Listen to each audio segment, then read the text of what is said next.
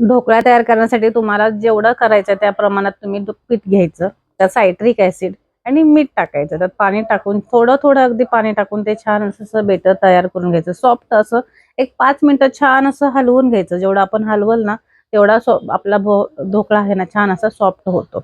नंतर त्यात तेल टाकायचं आणि पुन्हा 2 मिनिटं हे हलवून छान असं 10 मिनिटं रेस्ट करायला हे ठेवून द्यायचं. छान असं बेटर तयार झालेलं आहे, तुम्ही पाहू शकता. नंतर एका टोपामध्ये भांडं तयार करून घ्यायचं, गरम पाणी त्याच्यामध्ये स्टँड ठेवायचं. आधीच ही प्रोसेस करून घ्यायची. नंतर डब्याला तेल लावायचं आणि नंतर त्या बेटरमध्ये सोडा किंवा इनो टाकायचा. तो ऍक्टिव्ह होण्यासाठी त्यात थोडंसं अगदी पाणी टाकायचं आणि अशा तऱ्हेने छान असं हलवून एकसारखं त्या भांड्यामध्ये ते सेट करायचं आणि हे तयार करायला 20 मिनिटं हे ठेवून द्यायचं. 20 मिनिटं ते उघडायचं नाही झाकण अजिबात.